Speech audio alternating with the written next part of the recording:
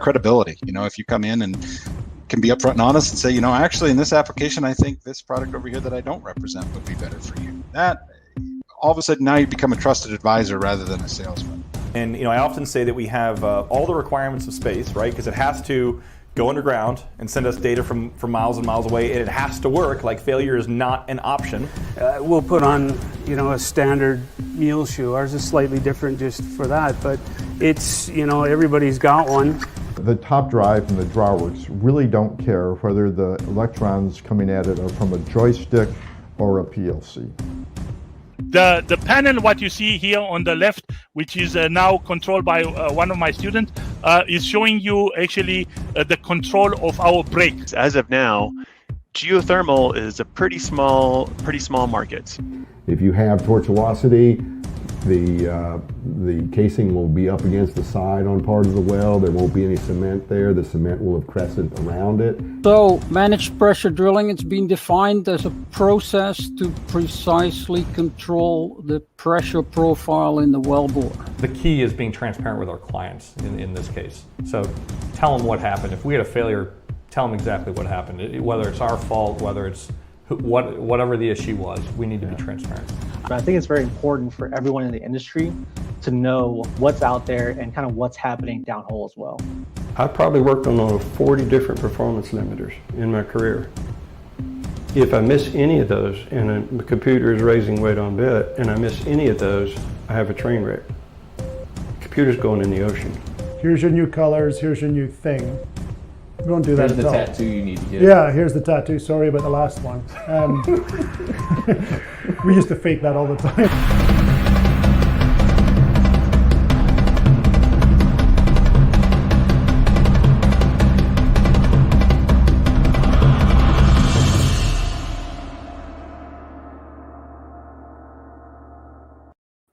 Hello, everybody, and welcome to the show. I'm super excited and going really fast this morning because I'm super happy. It is Friday, and it's time to have a great show, but also Wednesday next week, the MPD event will happen, and then that will be over. Not that I want it to just be over, but a lot of work going into it. Been a super busy, super stressful week. This is the Vidor Locksmith Show. I'm your host, David Gibson, where we are unlocking the secrets to success in the oil and gas industry. One interview, one technical presentation, and one technical screw up at a time. We should just take bets on who thinks, anybody guessing on what the technical screw up will be today. Guys, let us know where you're watching from. We always love to be able to give everybody a shout out. Okay, technical screw up is my brain connecting with my mouth. We'd love to be able to. Okay, let's just. Okay, one more try. Love to be able to show where everybody's watching from, and give you guys a shout out here at the beginning of the show. Need to slow down just a hair, and then we'll be able to get through this. All right. Been an absolutely amazing week. Was in Midland yesterday, or Wednesday night, and yesterday. Wednesday night, got to go have dinner with Keith Stelter, Jason Ellis, and Todd Brooker. We're all out there. Amazing group of guys. Todd, thank you so much for dinner. Do appreciate it. We went to where Massiel said to go, and it was disappointing slightly. I've had better food at a cafeteria at high schools. So nothing against that place or Massiel. We won't hold it against her. She's pregnant right now, so probably everything's makes her hungry right now.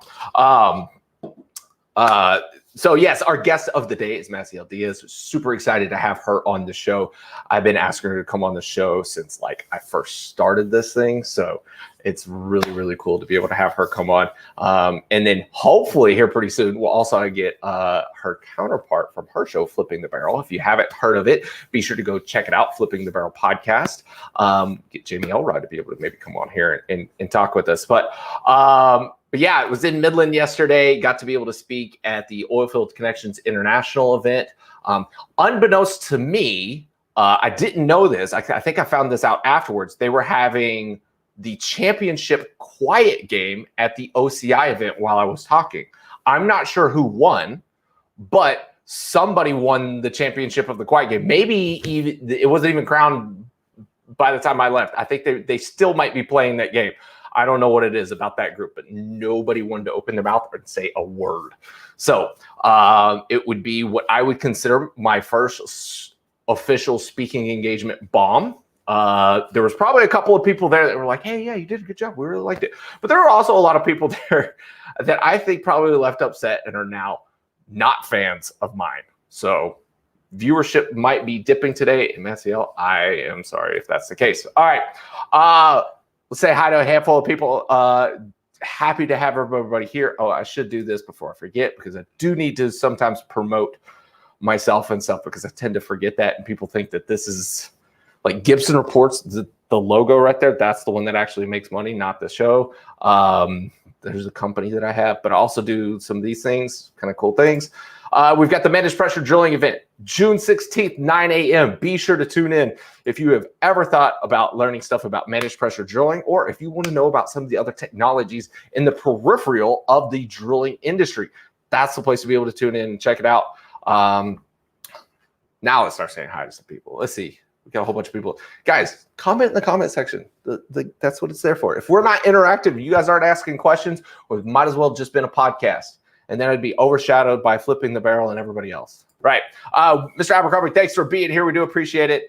Ali tuning in from Houston. Oh, look, Massiel's here too. Oh, gosh. It's awesome. All right. Baggio tuning in from India. Massiel says hello again. All right. Having fun here. Mohammed said he's hello in Calgary. He's tuning in from Odessa, Texas. Had a good time hanging out with him. Thanks for being there, for supporting me yesterday. Salim tuning in from Algeria. Salim has been on. He was on one of the panelists for the Rotary Sturable event. Super thankful for that guy taking part. JP Warren says, "What's up, Keith? Great being here, David. Working from home. I don't know what he's working on, but I'm very curious." All right, you guys y'all need to watch for whatever JP Warren does next. I promise you, it'll be hotter than that Miami Vice suit that he was wearing last week when he was in Florida. If you guys haven't seen those pictures, go check it out. It's kind of funny. He could not have looked any more Miami Vice than that suit. Michael Lester tuning in from Midland. Thanks for being here. Shane tuning in from Midland as well. These are all the people that were definitely not at the OCI thing, because they're actually speaking up.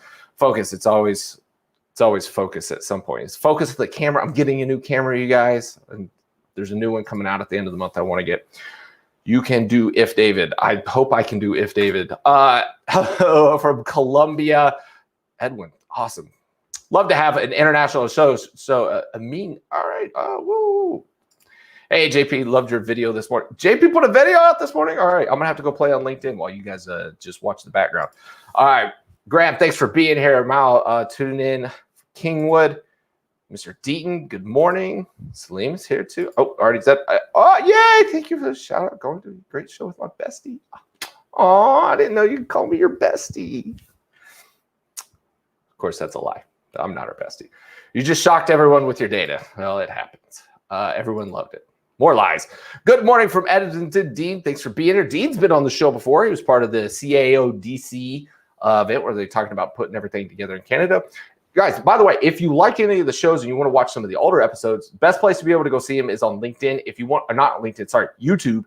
But if you want to see all the comments and stuff, you got to find it on LinkedIn. Go to my profile. One of the feature posts up there has got all the links to the previous show. I'll go in there and make sure to update that today. JP, what's wrong with the podcast? What's wrong with the podcast is you not doing one. We need to know what the new one is, sir. Ali, calm down. You're doing great. Thanks for being here, guys. Winning that silent game.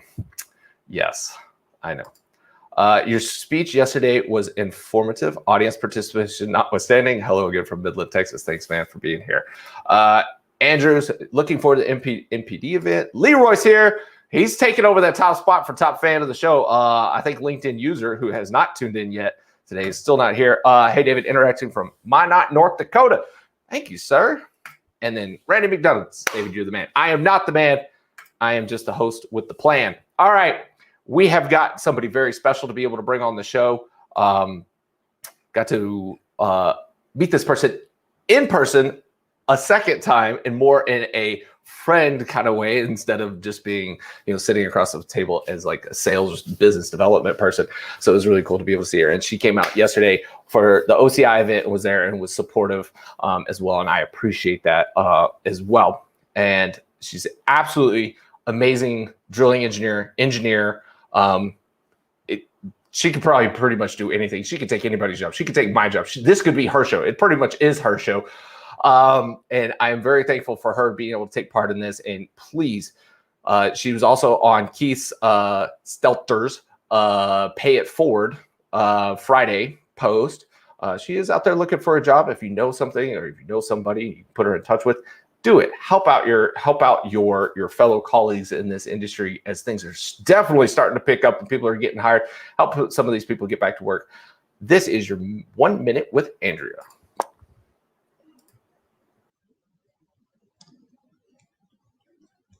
Good morning, David. Good morning, everyone. And definitely not my show. I'd have to fight Keith for it. So maybe that will be a good match for later on. But for now, it's Keith's.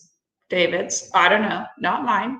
But today I really wanted to kind of follow up on David's presentation yesterday, which was about the perspective of data and use it in a different way. So something that I've seen, and this applies to everyday life, but also in a drilling space is, are you giving data to somebody when it's relevant to them? And what data are you giving them? So let me only bring it in like to a normal situation. Say you're going to buy a used car. You're going to go and try to find the best car for the best value. And somebody says, hey, do you want to buy airplane tickets? Hey, do you want to get new tires? Hey, maybe you want discounts on oil changes. Like, whoa, I'm trying to just buy a new car. Like, I don't need to be flooded with this information. The same thing happens as a drilling engineer. Drilling engineers go in waves. Maybe they're planning their well, maybe they're drilling their well, maybe they have problems with their well. Is what you're selling to them at that time relevant to them? It's really tough sell if you have a drilling engineer maybe drilling 5 intermediates in a row for the next 2.5 weeks to start talking to them about, I don't know, what bit they're going to run on their 5th lateral in a very challenging well.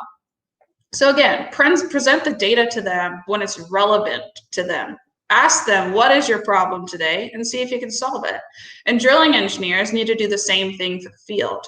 Too many times I've seen at pre-spud meetings where everyone's gearing up to drill the surface hole, that somebody's starting to talk about the production casing run. Nobody at that meeting will remember what you've said 2 weeks later or even 10 days later.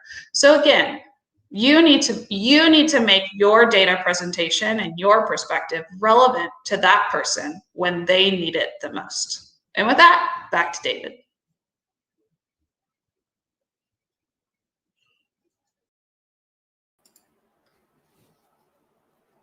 Sorry, Andrea, I wasn't. Drill bit. Oh, that worked. Starting to get a system here. Sorry about that, Andrea. I wasn't Johnny on the spot with getting your thing. You're just kind of awkwardly sitting there. So yeah, maybe I should definitely take our advice and figure out what data to present the next time I do any OCI thing and see what's actually relevant to them, because what I said yesterday wasn't. All right, guys. We are going to do a giveaway today. We're going to do a giveaway. We're not going to do it now. We're going to wait till the end of the show. You got to stick around and see the entire interview with our main guest today, Massiel Diez, to be able to win yourself a drill bit. So with that, hold on. Whoops, sorry. Trying to figure out where the buttons are at here. Golly, I am off my game today. So with that, here is Massiel Diez, our guest of the day. Massiel, thank you for being here. Hey, I'm glad to be here, finally. Yes, we finally got this one worked out. And then right as we get going here, we've got somebody asking, where is your blue PPE? This is a blue shirt, and this is the PPE I need to wear today. If I wasn't wearing a shirt, I don't think as many people were going to be watching. So this is considered my PPE. And then I've also got my lights back there. So I think people wanted to see me bring my coveralls on or something, which is why I wore a blue shirt, no coveralls on. I mean, can't be expected to wear your coveralls all the time. It gets hot in Texas. I know. So I know who you are, but I know the audience, there may be some people out there for whatever reason they have not heard of who you are. Massiel, give us an introduction to who you are and tell us a little bit about what you do in the industry. All right. So I don't know how far back to go, but in order for it to make sense, I kind of have to start a little bit a while ago. So study chemical engineering. I'm at McGill University from Canada. So hello to all the Canadians that, shouted out from Alberta and BC. Schlumberger came and recruited me right at the end of my last year. And luckily I got an internship with them in fracking. So I got to move to Alberta for the summer. I did fracking simulation. I basically just shadowed a field engineer for the whole summer. And my life basically changed from that point on in terms of what I wanted to do, when I grew up. Even going into engineering, I had no real aspirations of what I wanted to do afterwards, but oil field was not even on the list. I didn't even really know what oil field was. How does, the gas get to the pump? No idea. And that summer, really still don't know that. Yeah, I didn't know anything about the oil field, no family members in that. And that summer just opened up my eyes to the industry, and I loved it. I had such a good time being out there, working 12-hour shifts, days, nights, getting to know, the oil field worker. For me, it was just people who were sacrificing being away from home to provide a better family and just hustlers. And I loved it. And, people would always ask, how did it feel like being kind of the only girl out in the field? And literally, out of a 400-man man camp, it was probably me, the cooking, the cooks and the cleaning ladies. And a lot of times they would think I was part of the cleaning ladies crew, which, is funny. But I was like, no, I'm your boss. Or I'd be like, no, I actually went to school. So yeah, that kind of changed my life. I stayed with Schlumberger, but then when they gave me an offer when I was going to finish school, I decided to go into wireline open hole. So for those of you who don't know, we log the well once the drilling's finished and you have an open hole. And I did that for about 5.5 years, running a truck in Canada and both in Midland for, the last of my career was about 1.5 years in Midland. And then now I'm in sales. So it's been about a 9-year journey. Wow. How did it feel for you, once you got hired on that first, little bit while you were working there at Schlumberger? How did that feel? Just that first little bit. It's weird, but I never felt like I was really working. It just felt like it was an adventure. It was fun. It was you're going to pay me to go chill for 12 hours. As a summer intern, there was really not much responsibility. And let's be honest, I feel like the oil field, a lot of it is once you get your job done, it's a lot of movie watching, a lot of book reading, especially you MWD people. Just I don't know what you were talking about. We work hard, but let's be honest, out on the rig, there's a lot of, time to chill as well. So I just really enjoyed it because it didn't feel like I was clocking in and clocking out every day at a boring job. So I've been on this high ride of just loving it. Mind you, there is a lot of ups and downs. A lot of times when I wanted to quit, I'm not saying it was easy, but overall looking back at my experience, I just see the highlights. So it's been positive. I always like to, at least when I was in a management position over field hands, I used to always tell them, I was like, you guys don't get paid for when things go right. It's you only get paid for when things go wrong. So I was if nothing's going wrong, you're not being paid. So don't tell me, I already did a 12-hour shift. I was no, you've done nothing all day.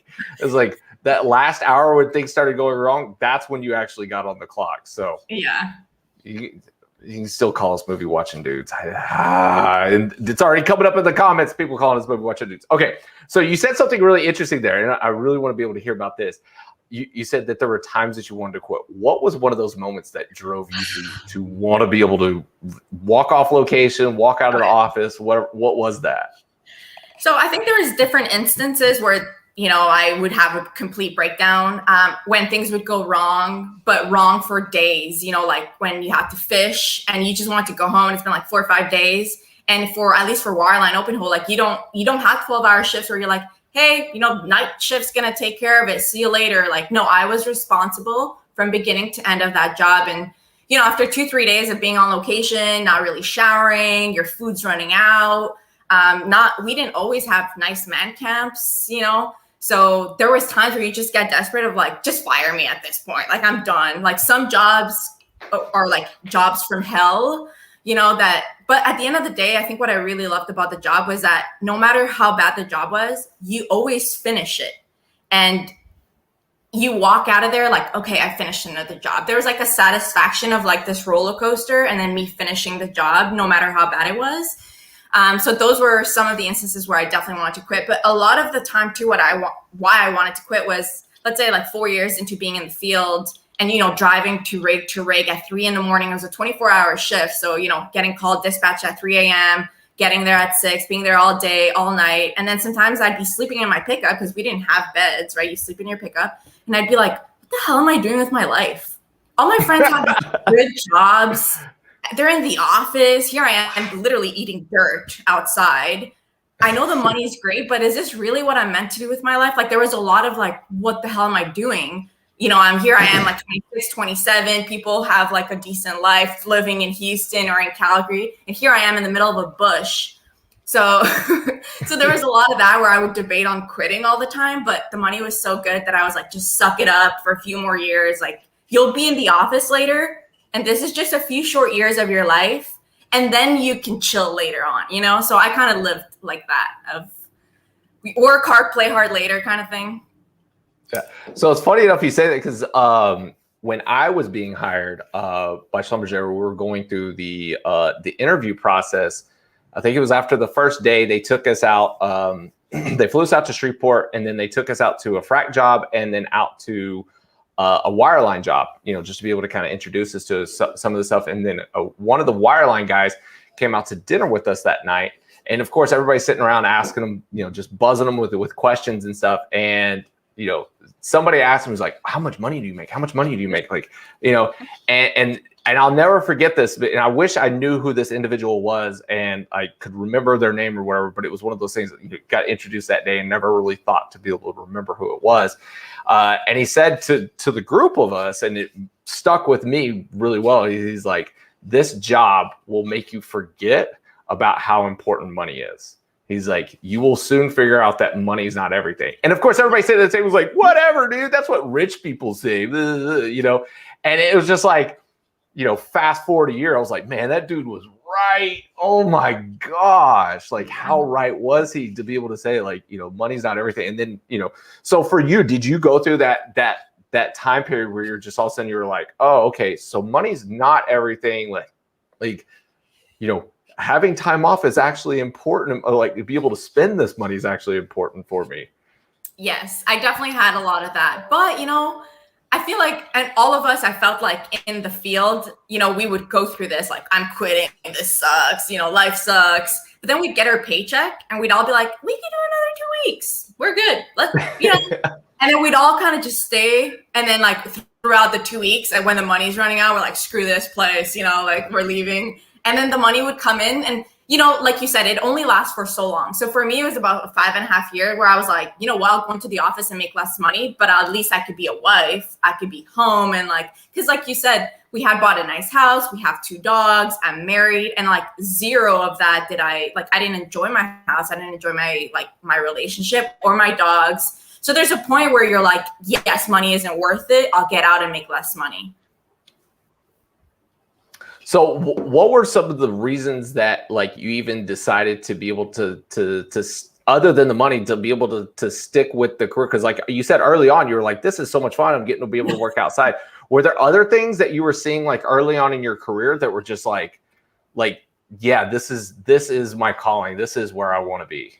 Yeah. So like I said, a lot of there was a lot of ups and downs, but overall, my experience was like so good and positive. So yes, there was a few times where you do want to quit and you're miserable, but overall, like, I was happy to go to work, mainly because there was no, it was an adventure for me. Every day that I'd go out to the field, nothing was the same. And I'm someone that can't work in a repetitive environment in terms of like, you know, clocking in at the office at 6, leaving at 5, in front of a computer, the same crap every single day. That wouldn't work for me. So the good part about the field was that every day was an adventure. It was fun. So that really kept me going for all the years, as well as the money aspect. And also, I mean, when you work for a service company, you know that you have to have a career in the field, and then you can start stepping out and, you know, your promotions, and you can grow in the company. So I was always thinking, I'm going to do my time and eventually I'll make it in the company later on as I climb. So there was a lot of things also, you know, keeping you in the field. And overall, I just enjoyed it. Like, I loved it. So you had said earlier that you'd spent a long time out on particular jobs. What was your longest job that you did, or like the longest time period that you were awake for? Oh, man. I'd say like awake, probably like 40 hours. Mind you, within that, you do fall asleep for like 10, 15 minutes, and you have a timer. Like, timers on your phone were your life, you know, in terms of like making sure you don't sleep for too long. I'd say 40 hours was like pretty rough. But being on location, I think like a little over a week on a fishing job, which was really, really long. That one sucked. Yeah. Yeah, I think the longest I stayed awake on an offshore job was like 36 hours. But I completely agree with you. Like, there's so many people that are like, oh, well, you know, working offshore or, you know, working in the oil field, oh, don't you get like 12 days on, 12 days off? I was like, no. They're like, well, what's your schedule? I was like, we didn't really have that. I mean, we did have one, at least in North America. It was 2 weeks on, 1 week off. Did that always happen? That rarely happened. You know, you would work like a month on and then maybe a few days off, but it was up to you. And that's another thing too, is I would always work on my days off, which, you know, is not necessarily a good idea for your mental health, but you would get paid more. So I was like signing up for all the, you know, double hours if I needed to. So, well, at least with where I was working in my stuff, it was just like you just work, and then if you happen to be on the rig when a cyclone was coming through, then you got days off. And so we'd have what we called cyclone parties. They were a lot of fun. So just a little tidbit information there for everybody watching is what we kind of did down in Australia. So let me ask you this. I don't know if you know about this, and I think anybody in the oil field would greatly appreciate this. So Ford came out with a new feature, and I'm not talking about the Ford Lightning, the electric one, but one of the new features on their truck is a lay flat front seat to where you could actually completely, like, it's completely flat. How much would you have paid for that feature when you were out in the field? I would pay a lot of money for that feature. You know, I'm surprised I don't have a really bad back, because a lot of the times too is we would only have one pickup. One of the operators had a sleeper, right? So, and you know what? They were nice enough once in a while to let you sleep in their sleeper. But, you know, it's like the operator's kind of little house. You don't want to intrude. So we would sleep in the pickup either on one of the two front chairs or in the back. But there's like that bump.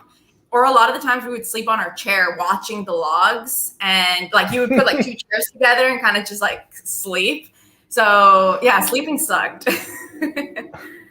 Yeah, I saw when Ford came out with that. And I was like, the first mental image I had was of a wireline guy in his truck with the AC, you know, the truck turned on, AC's running, and he's just like curled up, you know, trying to, like, you know, the steering wheel's pushed all the way up. And I was like, I've slept when I had my Lexus hybrid, my tiny little car. I used to sleep in that thing out on location numerous times when I was working at Lodestar. So any vehicle that's going to come out with like the lay flat front seat, I was like, it's taken Ford way too long to be able to come out. It's like he says, that would have been game changers right there. Yeah. And then Cesar says, I need that truck. Easily one of the most important things out there. Okay, so we've talked about some of your early career. One of the things I want you to be able to touch on, because I know that a lot of people identify with this, especially over the last year. You were laid off from Schlumberger. Mm-hmm. Tell us about that. Yeah, so we did a podcast episode on that on Flipping the Barrel, and then I did a YouTube video about it because it was, looking back, it was such a pivotal moment in my life where, looking back now, I'm really happy that it happened. While it happened, it was the worst day of like my entire life, because when I hired on with them, I thought, I'm going to be here for 30 years. Like, this is the company that I want to be with. You're getting your Rolex. You're going to get that Rolex. Literally, I was like bleeding blue. That's it. I'm going to be here for the rest of my life. And when the downturn hit, and no one prepares you for this. Like I had never seen my mom or like my family be laid off. Like it wasn't something that I knew happened to people, So it was kind of like the first time that I had heard of layoffs or a downturn really in the oil fields. And so it was that 2016 in Canada, we were doing really, really bad. And, one day I just, you kind of see it happening through the month. Like every week there's like people getting laid off and HR's walking in with like packages and you're like, oh crap, I'm next, So there's that worry. And one day, they walked in and they're like, hey, can you come to the office? And I'm like, oh, damn, it's my turn, And yeah, they sit you down. And what I didn't like about it is there's no emotion behind it. It's like, here's your package. See you later. Thanks for the last 5 years of you literally killing yourself out there. Have a great life, So it really, and I mean, I was young and I was really hurt by it. And, I cried for like the week and I thought my life was over. Literally, I thought my life was over. And what I found really difficult too is when you work for a service company, whether it's MWD or drilling or wireline, you're so specific on your job that it's really hard to find another job that it isn't in wireline. So, and also the oil field was going through a downturn. So it's not like I could, when things are going well, where you're like, okay, whatever, I'll go work for Weatherford, I'll go work for Halliburton, I'll walk across the street and get a job in Midland. It was like everybody was getting laid off around you. So the pool of work was really small.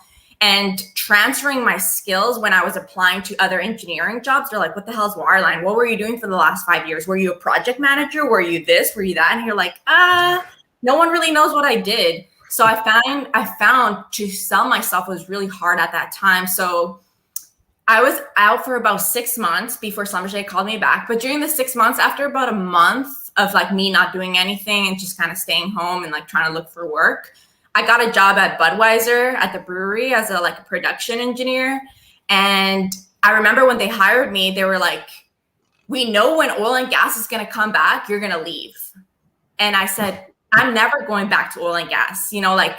They're so cyclical. They laid me off. Screw them. I'm never going back. I want to stay in the food industry. It seems like I could stay here for another 30 years without this craziness.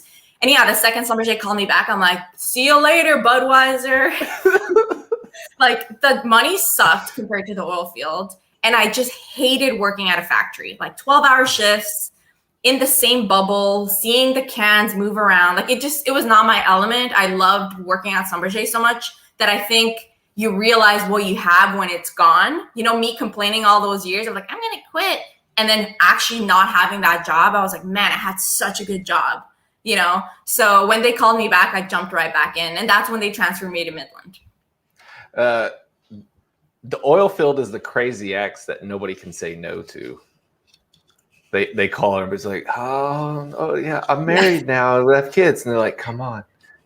You're like, oh, okay. Great. Yeah. So obviously going through that, and you did get another job, what were your thoughts and feelings when, before Schlumberger called you back and as you were working there, were you hoping that you were going to get a call back? Were you Oh, yeah. Were you working on different skill sets to be able to potentially even get out of the food and beverage business? How was that time period before Schlumberger called? So I remember when I first got laid off, my husband was like, dude, take a vacation, go travel around the world, have fun. Because they give you some money, right, to pay you out to leave as severance. So he was like, you basically won a little mini lottery. Go have fun, go visit your parents. And I was like, no, I need to work. I'm a workaholic. So I was like, no, I need to find a job. And then I've always wanted to also kind of be an entrepreneur like him. So I was like, hey, this is my opportunity to start a business. So I weirdly wanted to start a dog daycare. Don't ask me why. So I started looking for places and logos of me being a dog daycare person. And then that dream kind of faded really quickly once you start putting all the risks and how much it would cost to rent a place that I didn't even know the business was going to work was $15,000 a month. And I just kind of got scared of how much really goes into being an entrepreneur. And I was like, maybe it's not meant for me. So what I did over those months though, is I started a tutoring business where I would tutor high school kids on math and science. Cause I still remembered a lot of my math and stuff from high school. So I was just driving, you know, from home to home and teaching kids and making like $25 an hour. But it wasn't like, I was trying to find what my passion was and see if I didn't necessarily have to go back to the oil field or back to Schlumberger. And I still haven't found what my passion really is. So I went back to Schlumberger. So what was going to be the doggy daycare name? Happy Tails. I was like, I don't remember. It was going to be Happy Tails. And we were going to have cameras and like a pool. Like I had it all designed in my head, but when it came to execution, it was a lot more harder. Like it was a lot harder than I thought. Please tell me that there is a logo at least done for that. There is. Okay. Please post that logo on LinkedIn so that we can see it. So I'll let out my business venture that I was going to have after I got laid off. I wanted to start a dating service, and it was going to be called Single Mingle. Ooh, no lie, we actually did one event, and it bombed historically. It was like after that I was like, yeah, this isn't working. I was like, this isn't achieving what I thought it might. Yeah. So I went through a bunch of those as well. Okay, so it is interesting to hear though would you say that was the beginning of your entrepreneurial journey? Yeah, and also so something that being laid off really taught me was before I felt like the company was everything for me. Like, you know, like if they told me to jump off a bridge, I would jump off a bridge. But after I got laid off, I realized no matter how good you are, how much you've killed yourself for any company, you're just a number. And you need to be aware of like your own savings, your own entrepreneurial side and business so that you don't depend on a company. So that really taught me on, like right now, if I were to get fired, I don't care. I have so much built into my own personal that I know I could be successful no matter what. You know, like the coin kind of turns in the way that you don't feel like you need the company.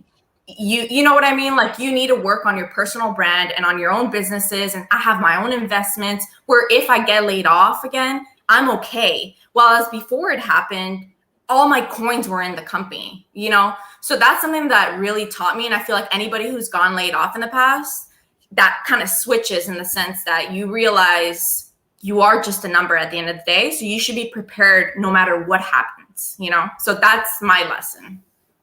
So after you got hired back then, how did you go about the job differently? Like what did you change in, obviously the role changed and you got pulled down into Midland.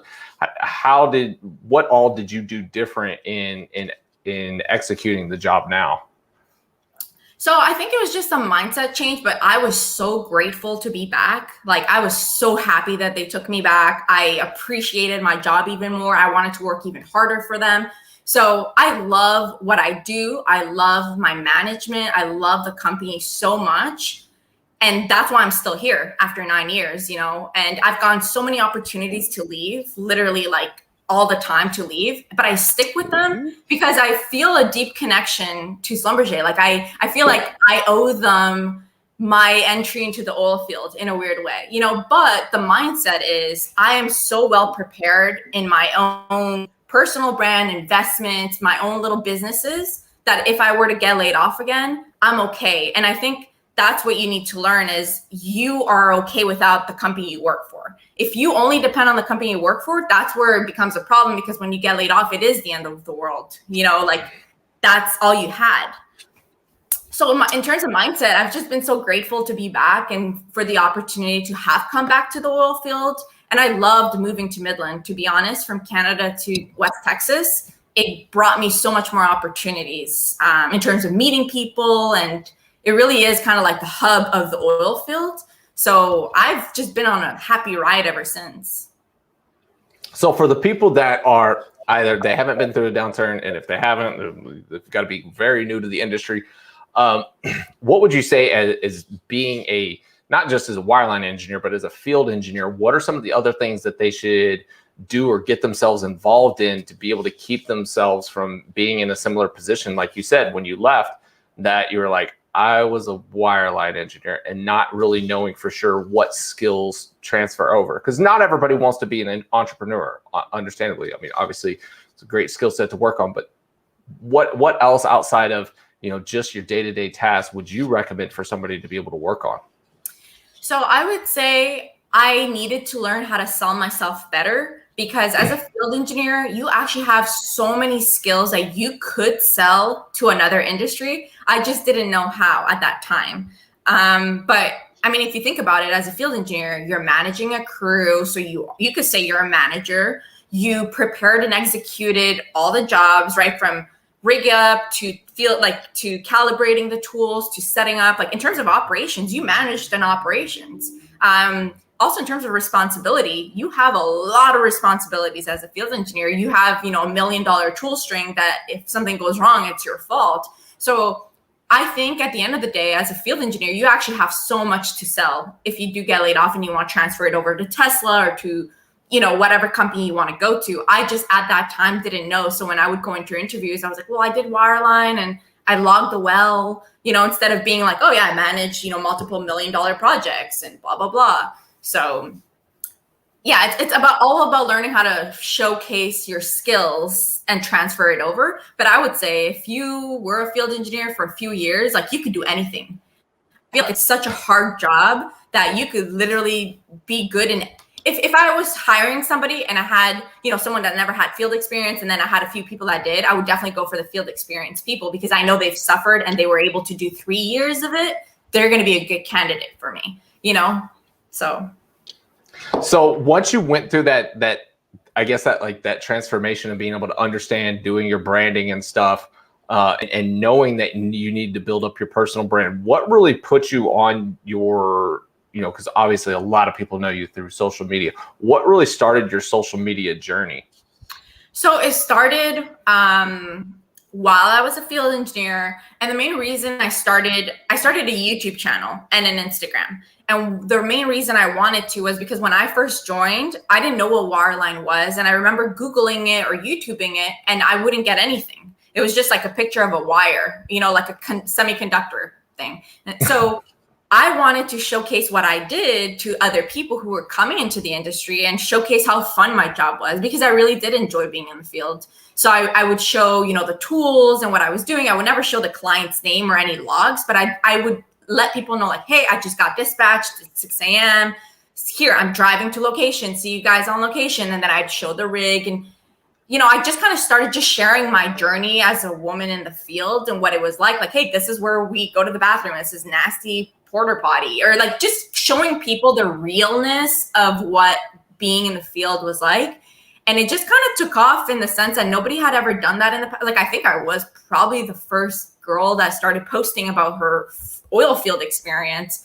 And it just kind of took off, which is where all the followers started coming from. And weirdly, it was all people in the industry from all over the world who just would relate with a rig and feel like, if you're flipping through Instagram, it's not like you see oil field rigs all the time. You're seeing all these people in LA having a great time. So when I was posting pictures, people started relating with me as like, oh, the oil field girl. And then I kind of just grew that. And the main reason I've done all of this is because I wanted to inspire a single girl to come into the oil field, because I've had such a good journey. And to show them that it's not that scary and it's not bad, and that people are actually really nice. So when did you see it like starting to really take off and be something that you're like, all right, this is going beyond what I initially envisioned for it, and it's becoming, essentially part of your brand? So I was posting pictures and, it wasn't getting that much exposure. But then one company called Drillers Club, they have an Instagram. He reposted me, and they had 10 or 20,000 followers or whatever. And then all of a sudden I was just on my Instagram and it was like, follow, like thousands of followers. And then from there, other people started sharing my content. So you have several bigger oil field accounts, and they would share me, and then people would come follow me and then stay on my page. So it really helped kind of when other people, share your accounts. That's kind of how I grew. Awesome. So one of the things you said a minute ago, and I definitely want to be able to get onto, was you were talking about, being able to inspire females to be able to come into the oil and gas industry. So take us through a little bit of your experience, and then we'll talk a little bit about, like what you're doing now as far as inspiring others. So obviously you came in and then you got to a point where you wanted to inspire others. What was it like for you initially, working in the field in Canada and in the Midland area, being a female field engineer? So I know everyone has their own story, right? I've talked to some women that have had bad experiences, some who have great. I would say I've never really had a bad experience. And I know that's hard to believe in 5.5 years, but I think it really all is how you present yourself, your personality of like, I think I was very well respected because people knew that they just couldn't mess with me. But it came with kind of how I would approach people. Like, like maybe there was a little joke and you're like, yeah, I didn't like that. Instead of like laughing and be like, yeah, because then you lead on to opening those doors. While as I was always very, very, like, people knew that they couldn't cross the line with me. So I've never had any bad experiences. I always felt like people were super nice. Like the rig guys would always come out and offer to help to load the tools because there was a girl, which meant that they had one extra guy that could help because I couldn't lift those heavy tools, right? So they would help. The company mans were actually always really nice, and they would always say, you could use my bathroom, you could use my kitchen. Are you hungry? Like, we have extra food. I know if my daughter was here, I would want someone to be nice to her. I know if my granddaughter was here, so I feel like people would always treat me as if I was their daughter or their sister or their wife and expect that another man would do the same for them on location. So I just had a really a very welcoming team of people. Like even from my internship, when I first showed up and it was like a frat crew of like 20 guys and just me, they were teaching me stuff because I wanted to learn, and I would ask questions, and they knew that I wasn't there to like have fun. I was there to learn and like play, So I've maybe just been lucky, but people have just been like super great to me. And that's why I've always, like, when people ask me like, ooh, like, are people bad? It's a, dark industry and people are mean. And I shine a light on at least my experience that has been very positive. Well, I can definitely say this. I think the company men never quite treated me that way. I still don't think they would. Yeah, I would say I probably got treated better than most guys. Like, how they say, like, oh, do you get treated bad or are people mean? Guys would have it worse than me. Like when they're a green hat and you're a guy and they'd make you do crazy stuff, like they would never do that to me. So if anything, I've always felt like I've had a benefit of being a woman in the industry because you do actually get better treatment. You sometimes get a nicer bathroom if there is extra bathrooms. You get your room to yourself while some people have to share. You always get special stuff. So I've always seen it as positive. So quick story on my part. When we were working offshore, we would need to get our equipment moved around with the crane operators. And, if the female that I was working with wasn't on tower, it was almost impossible. And so it just, there just became like a point in time where we would make a list of the things that we would like for her to get done for us. Cause like she'd come on tower and we'd be like, hey, can you call the crane op? Can you get this and this and this? And she's like, what? And I was like, just here, I'll dial, like ask them to do something. And then it'd be like done within 5 minutes. Yeah. It is without a doubt. It's like, we could have been calling all night and be like, hey, we really need this move so we can program the tool. We really need this move so we can program the tool. She comes on tower and she's like, hey guy, can you guys move the tool? And boom, done. We learned that. And then we started gaming the system completely to that advantage. And it was just like, hey, if they're going to treat her better than us, we're going to, like, as a team, she understood. She's like, I'm on board with it. It helps us get stuff done.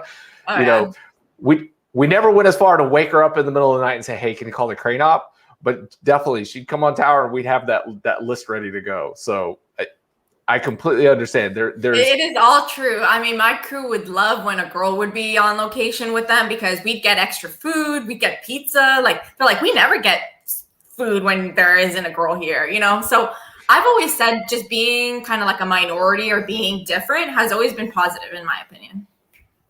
So having gone through that and then obviously having a very positive experience, is that what really pushed you to be able to help other women be able to get into the industry?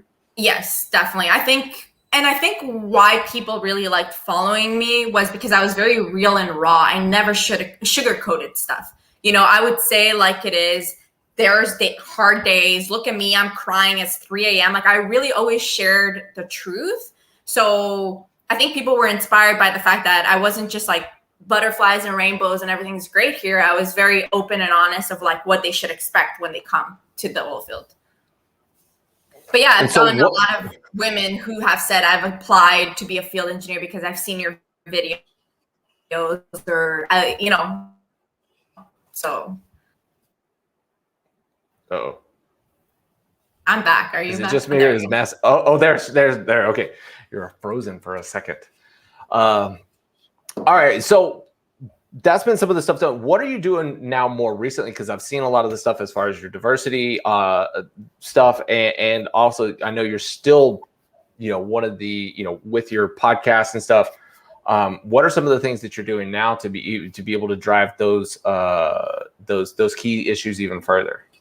So yeah, so Jamie and I started Flipping the Barrel podcast about 2 years ago, and we wanted to just share oil field experiences because Jamie herself also has had a really good experience of her time in the oil field. So we were like, why don't we just share how great this industry is, you know, especially in a time where people just want us to disappear and say that we're bad, you know, that our industry is bad. So we started the podcast to try to shine a light on it and try to find both men and women, but we also wanted to highlight the women who have made it to a really high level in oil and gas, which are few, and see what their stories were like, because they inspire me to become like them one day. And then we inspire other girls to become like Jamie and I one day, you know, 9 to 10 years into our careers. And then, you know, so there's kind of that chain of inspiring in terms of how close they are to you. You know, sometimes maybe a field engineer is not going to necessarily be inspired by a CEO because it's so far for her.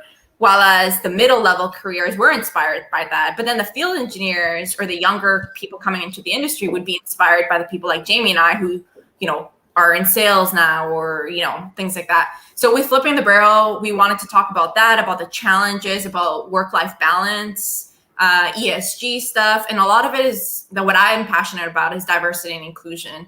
And that's also a very difficult topic because it could go either way, right? So with diversity and inclusion, there's a lot of push on numbers, which could be good, but it could also be really bad, even for the women in those roles. Like, for example, if I get a promotion, I can tell you right now, I'm sure people would be, that's because she's a girl.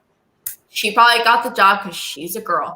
And that sucks for me because I know that that's not why. It's because, like, look at my track record, look at my numbers, look at my sales, look at blah, blah, blah, blah. But no one knows that. They just see, you know, here's the next female getting promoted. They need a quota. So it also backfires, I find sometimes, those quotas on females, you know, but at the same time, I think those quotas are important. That's why it's like a double-edged sword. And sometimes you don't know where to stand is you do need that to bring more women in. So for example, me getting hired at Schlumberger as a field intern, I can almost guarantee you I was a number or a quota of we need X amount of women in Canada in the oil field hired this year. Maybe I was a number, but look at where I am now. You know what I mean? So sometimes I feel like you do need those numbers, but sometimes it could backfire because people feel like you're not where you are because you deserve it, but because you're just a diversity number. So I can't say this. While working at Schlumberger was the time when I think it was as close to 50-50 as it's ever been in any industry that I've worked in, as far as male to female coworker ratio. I never did a single job without having, you know, somebody within our crew be a female. And so it was definitely, you know, then coming back to US land where it was like, there's maybe been 3 or 4 female MWD field engineers that I even know about. Yeah. I can't say for sure. I did hire one and brought one onto our team when I was working at Childress. It was smartest field engineer I've ever interviewed. But yeah, I could definitely see how that could be a double-edged sword. So you mentioned that y'all starting the podcast. What effect has that had on not only on you, but also on the audience and you know, maybe some of the younger female engineers, or even engineers, or even doesn't have to be engineers, but other females that are, you know, essentially your peer level in the industry?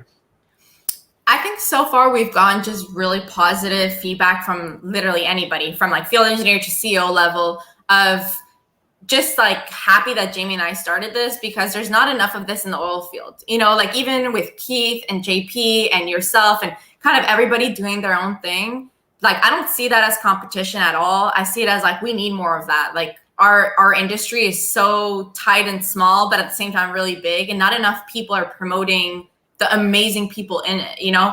So, and even every interview that we do, I'm like, wow, what a great story. What a great person, you know? And I feel like you don't get that without these kind of outlets like your interviews or a podcast, because we do have a lot of really amazing people in our industry, but we're a very quiet industry. I feel like even like, if you look even 2 years ago, was like without your show, without JP's, Keith's, the OGGN, like all these networks, oil and gas is actually very kind of secretive. Like you weren't allowed to talk about your employees. You weren't allowed to talk about what you did in the field. You weren't allowed to take a picture of a rig, you know? So I feel like we've come a really long way to at least expose what we do and make it more of a community. So, and not just be pictures of rigs blowing up or on fire. Exactly. On social media. On the news of how bad. Yeah, exactly.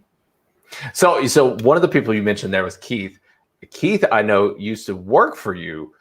How does it feel for you to be able to see where he's at now in his work journey, and then also in his brand building? It's incredible to see. I mean, when Keith started, I don't even think he had LinkedIn, or if he did, he probably like never used it. And you know, I think he mentioned it, but he just started seeing like, how the hell does this girl get all these sales? And like, what the hell is she doing? Oh, look at her social media. Oh, she's posting all the time, right? Because that's what people usually know me about. But unlike other people who just look at it and be like, oh, she's weird.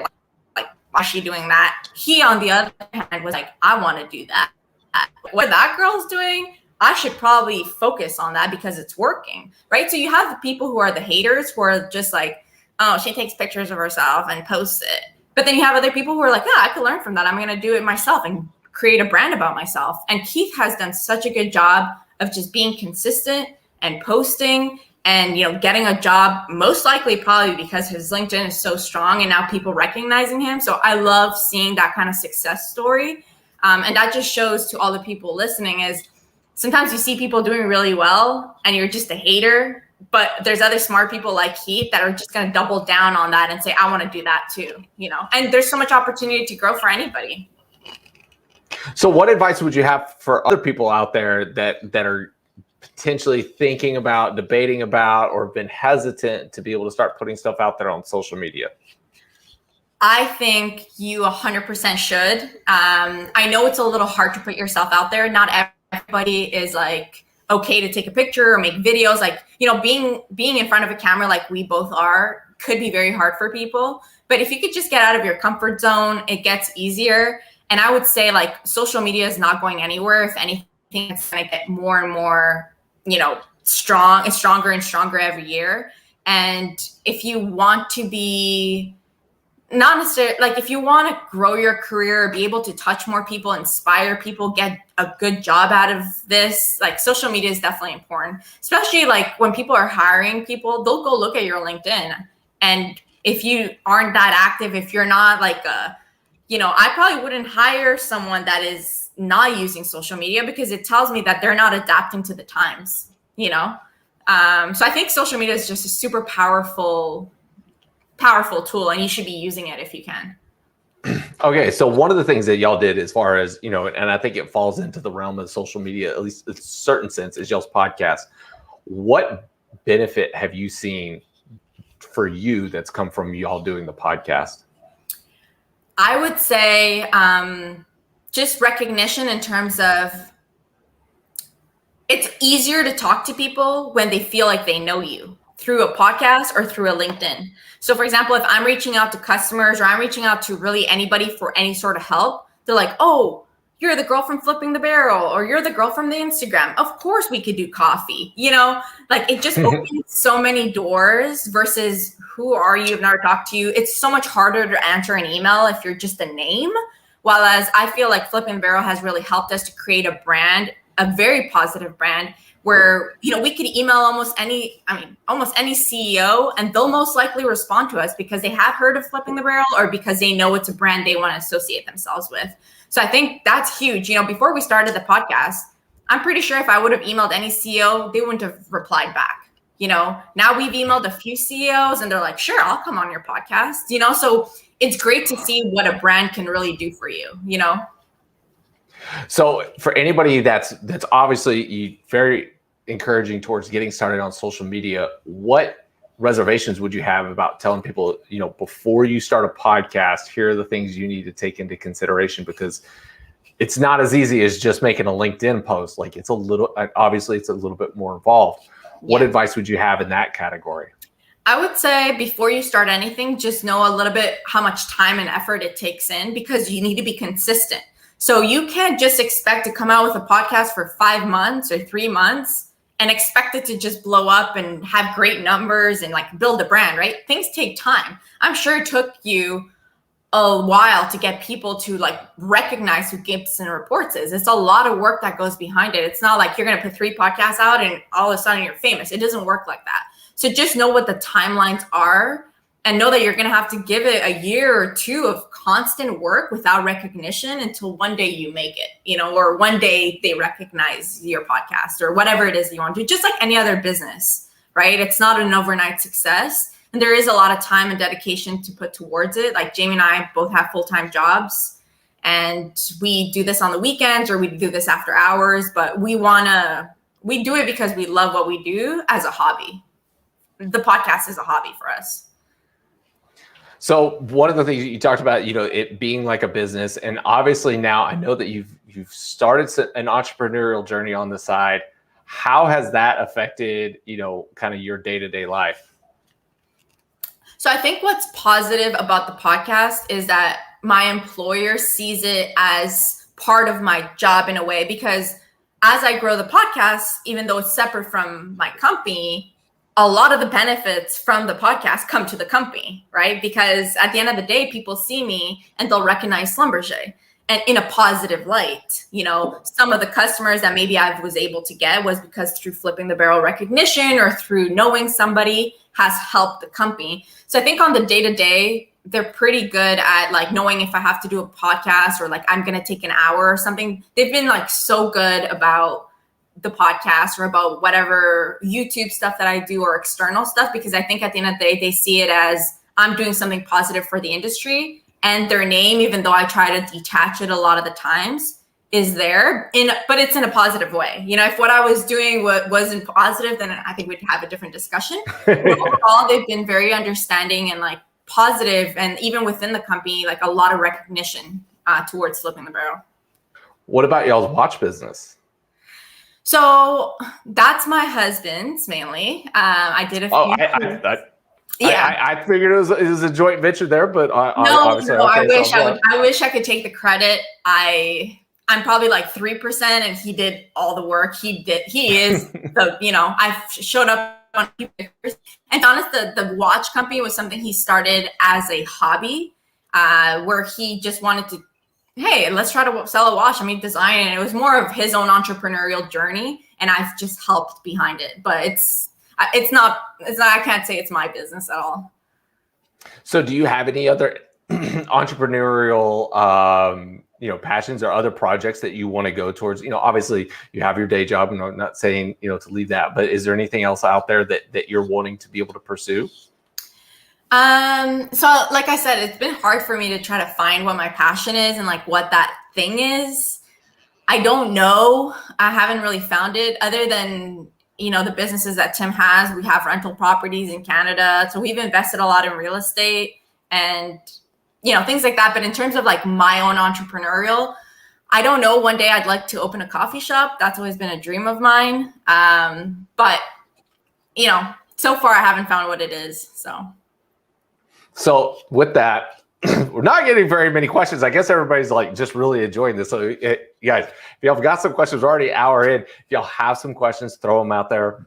Be more than happy to be able to address them, throw them out there to Massiel, let her, you know, because essentially this is just us having a conversation, everybody else watching. So we want you guys to be able to interact and take part of this as well. So let me ask you this, Massiel. We've talked about the beginning of your career. You talked about the entrepreneur stuff, the diversity. What is like the future for you? What are you looking at to being able to accomplish, 5 to 10 years down the road? Even though I know it's like an impossible question, but I don't know. I wish I knew. But I would say like what I feel like I really am passionate about is this industry. It's about talking about our industry. So maybe like become like a spokesperson one day for the industry. Like I love doing events. I love doing panels. I would love to do more even within my own company of just sharing our stories and maybe working. Like I know right now I'm in sales for perforating, but I think my career would head more towards like marketing or communications or even social media. Like I would love to help a social media, style kind of job. But yeah, I don't know what the future holds. We'll see. Well, I think Andrea, I think, wants to actually come on and ask you a question, but sure. I've got to wait till if she gives me a thumbs up or something so that I'm not like bringing her camera up and she's, I don't know, doing something. It's not even on right now. So, there she is. Do I get the thumbs up? Are you ready? She's just laughing hysterically. Okay. When the giggles are gone, she can come back on if she ever wants to. Just give me a little thumbs up there or send me a message. All right, guys, let me come back over here. Where am I? There it is. There's something keeps beeping in my headphones and I have no idea what it is. This is okay. All right. So, anyways, Jason Arsenault says two great people helping a great industry. Can't wait to watch the whole thing this weekend. Yes, if you don't catch it all now, you can watch it later on YouTube. Always welcome. All right. Brian Spencer said, David Gibson, thoughts about your own social media brand and development? We'll leave it to the guests today. I'll answer my stuff later. Nobody wants to hear about my nonsense. People don't tune in to see this face. They tune in to see that one. All right. Okay. It's what you want to do, your show. It's all about you, Andrea. All right. So let's add. Oh, hold on. Got to take this thing off and then add to stream.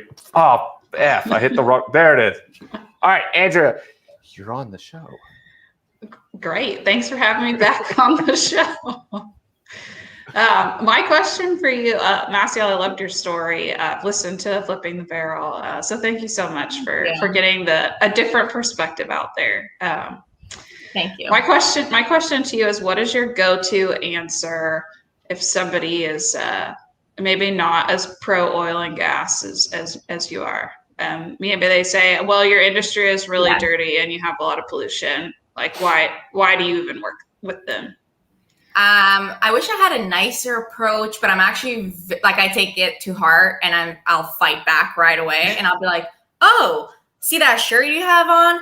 Oil and gas. See that hat you have on? Oil and gas. How did you get here? Oh, you drove your car. Oil and gas. Do you order Amazon? Oh, how do you think your packages get here? Do you take trips? Like, I literally drill the crap out of them. How do you heat your house? Blah, blah, blah. And you'll see they'll be like, oh, because most people who say those comments, like, literally don't realize how dependent they are on oil and gas. And I just shut them up like that. It's super easy. Just like Ray says, our industry needs to better educate the general public on the value of oil and gas in the total energy picture. Could not agree more. Shout out to the CEO of Liberty, Chris Wright, and all that Liberty gang of like what they're doing is literally what we should all be doing is look how dependent you are. Thank you, North Face, all your products use oil and gas. It's mind-blowing how much the society literally has no idea how dependent they are on us.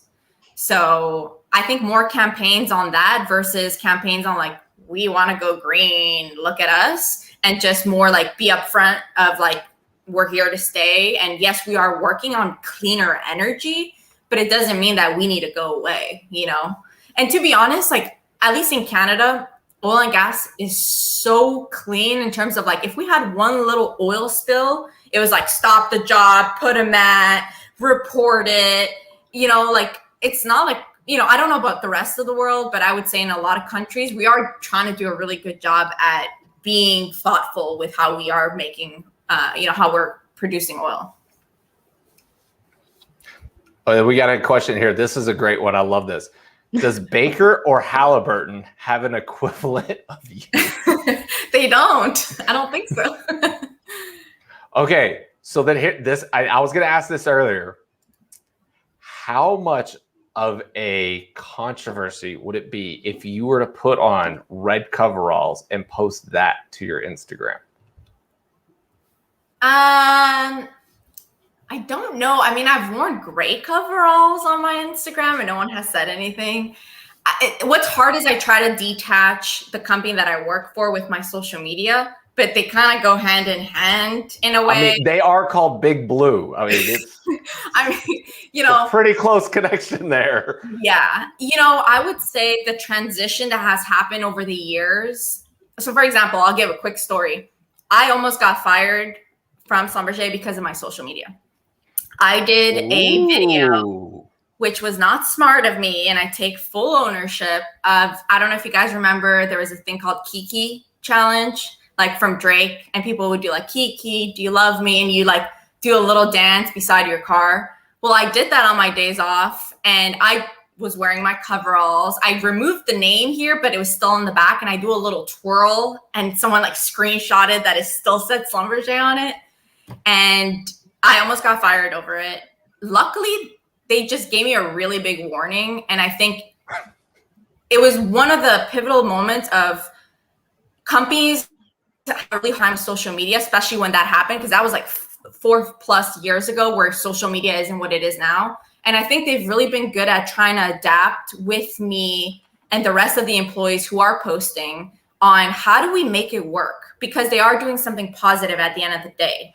While before it was no pictures, no logos, don't talk about us. While as I feel like there's been a big transition, and not just Schlumberger, but other oil field companies or operators noticing that it is important for your employees to market you in a positive light. So there's been a lot of, I've seen the evolution of no posting bad, social media bad, to, hey, how can we work with you? How do we make this better? Okay, so you don't have to answer this question at all. Let's say that Halliburton calls and says, hey, Massiel, we want you to jump ship and come over and run our social media department. I've had a lot of offers to do that.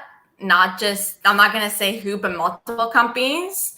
And like I said, I'm just very weirdly loyal. Like I have such a good team, and they've been so good to me that I'm happy here, Well, so that's good. I could do more of what I love doing with them,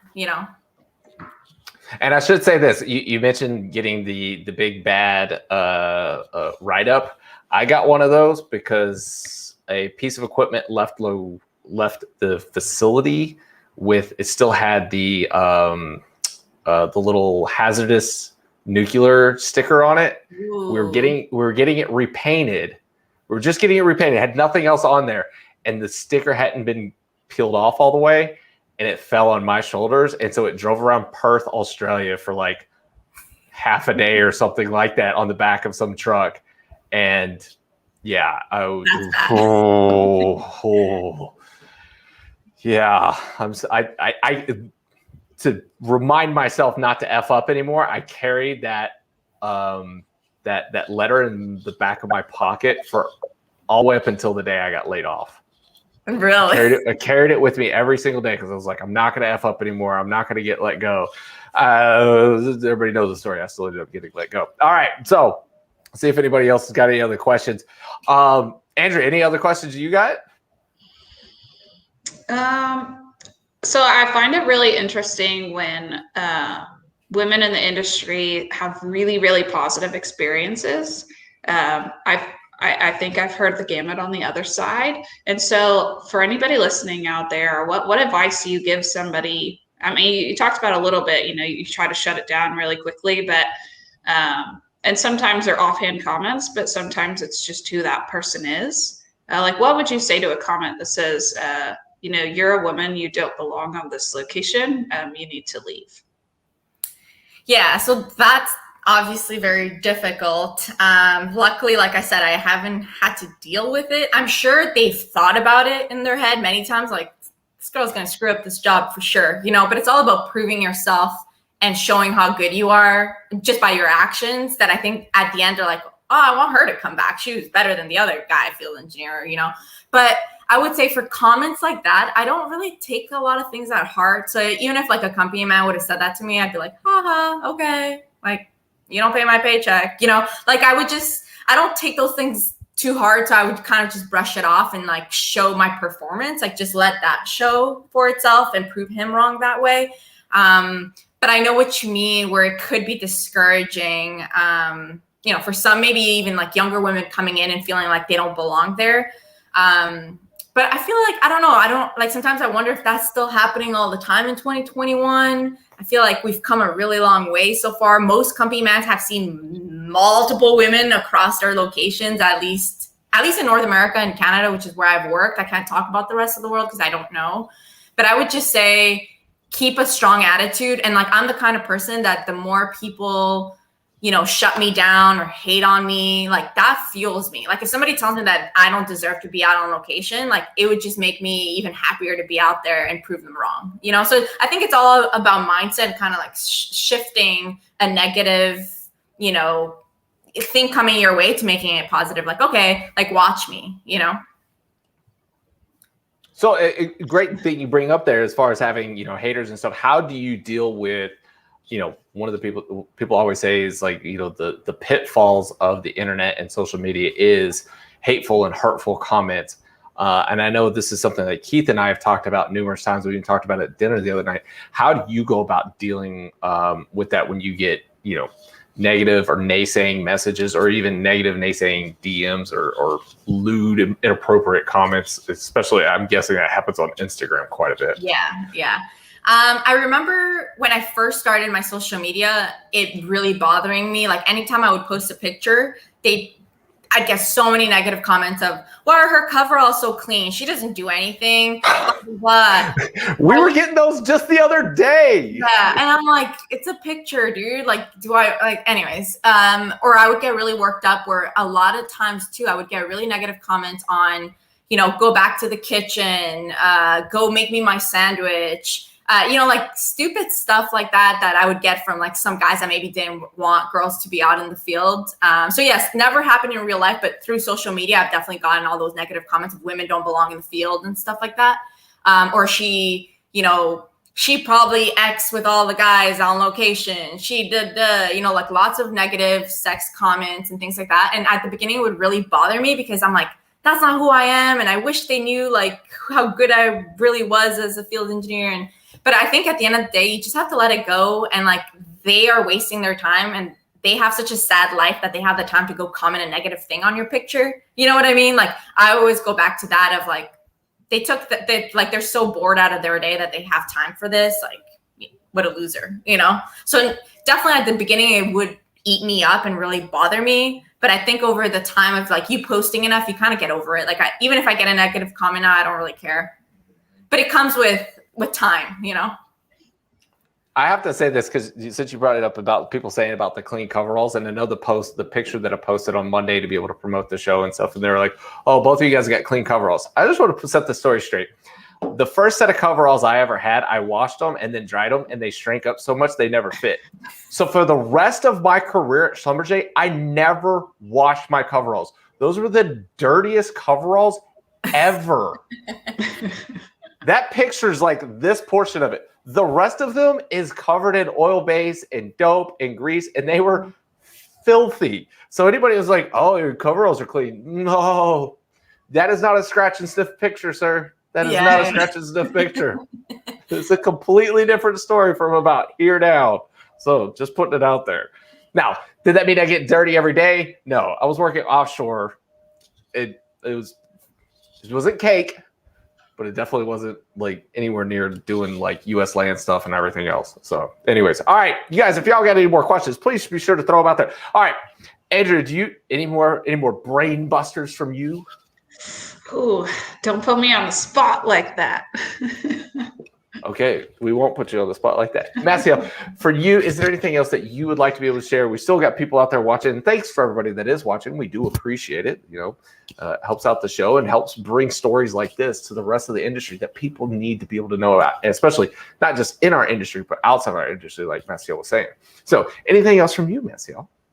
Nothing. Just thank you for having me on. And for anybody listening, go check out Flipping the Barrel podcast. Like I said, we share inspiring stories of different, folks, women and men across our industry who are changing our industry or making it better. And at the end of the day, all I've ever wanted to do through my social media is to inspire people outside of the industry or people in the industry that, this is a great place to be. And, don't leave to Google, Amazon, Tesla, all the other places where people want to go, because I think we still have a long ride here in the oil fields. And yeah, it's such a great family. So I definitely want to stay here and be part of it. Well, I definitely think, I did it wrong again. There's a future guest for you right there. Future guest for the Flipping the Barrel show. And one last question for you. Is there a name for the baby? How is that going? What is it like? Obviously, I've never been pregnant, but I've had somebody who was pregnant with me. So how is it going? It's been really good. We have about 2 months left. I hid it from almost everybody for about 7 months, except for 1 or 2 people. I kept it really quiet because lots of photos this way and not this way. Yes, people had no idea I was pregnant for so long.